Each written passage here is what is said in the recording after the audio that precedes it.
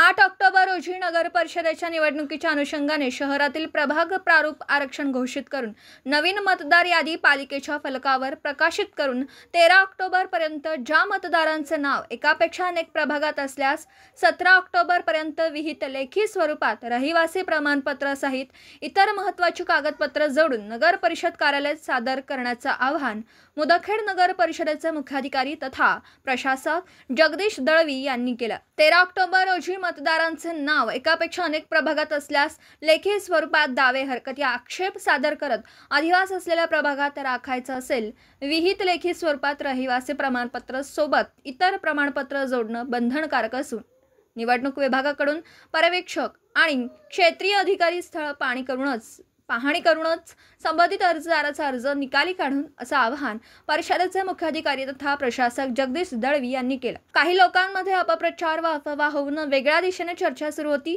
चर्चेत कोणतेही नसल्याचे खंडन यावेळी मुख्याधिकारी यांनी केलं। सर्वप्रथम मी सगळ्यांना हेच आवाहन करेल की कुणीही अफवांवर विश्वास ठेवू नका।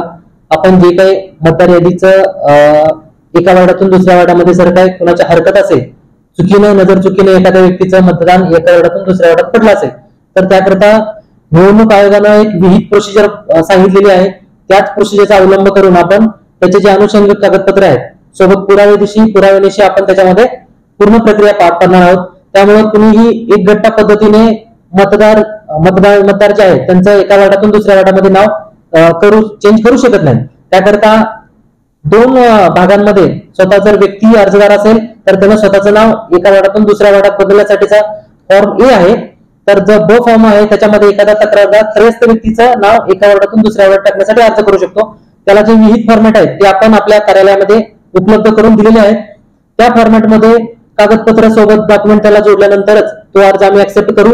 ऍक्सेप्ट केल्यानंतर आपण आपली जी टीम जोडलेली आहे पर्यवेक्षक आणि त्याच्या खाली क्षेत्रीय अधिकारी आहेत तर त्यांच्या सहाय्याने आपण तिथे पडताळणी करू, जागेवर जाऊन पंचनामा करू आणि त्याची खात्री केल्यानंतरच ते नाव एका वार्डातून दुसऱ्या वार्डात जाणार आहे। त्याच्यामुळे नागरिकांनी अफवांवर विश्वास बिलकुल ठेवू नये।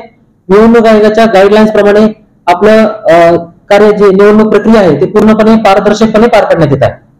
तर जर एका वोटरचं नाव एकापेक्षा अधिक किंवा अनेक मल्टिपल असेल तर स्वतः येऊन त्या ठिकाणी ऑब्जेक्शन न घेतो तर मग आपण निवडणूक विभागावर त्या ठिकाणी जे नाव त्याचा अनेक वेळा आलेला आहे त्या ठिकाणी आपण बघण्यासाठी स्वतःहून त्या ठिकाणी पुढाकार घेणार की काय त्या ठिकाणी निवडणूक आयोगाच्या माध्यमातून जे काही गाईडलाईन्स आहे आपण पूर्ण काम करू। येस, ऍक्च्युली दुबार नावे ज्या ठिकाणी आलेले आहेत त्या ठिकाणी त्याच्यावरती कार्यवाही करण्याकरता निवडणूक आयोगाने देखील गाईडलाईन्स प्रकाशित केलेली आहेत। त्यामध्ये असं म्हटलेलं आहे की एकाच व्यक्तीचं जर 2 वार्डामध्ये नाव आलेलं असेल तर त्यापैकी कोणतं तरी एक चूज करण्यासाठी आपण त्याला आवाहन करणार आहे। त्याच्या नावाची नोटीस त्याला जाणार आहे। त्या नोटीसीला प्रत्युत्तर म्हणून तो संबंधित मतदार दोन्हीपैकी एक जो प्रभाग आहे तो निवड करेल त्याची त्याच वार्डात त्याचं मतदान होईल। त्या अनुषंगाने आपण जेव्हा अंतिम यादी प्रकाशित करू तर अंतिम यादीमध्ये त्याचं जे त्यांनी सांगितलेलं जो वार्ड असेल तोच फायनल होणार आहे। त्याच्यामुळे एकापेक्षा जास्त वार्डांमध्ये त्याला मतदान करता येणार नाही। आता आपल्याला किती अर्ज आले अजून डेट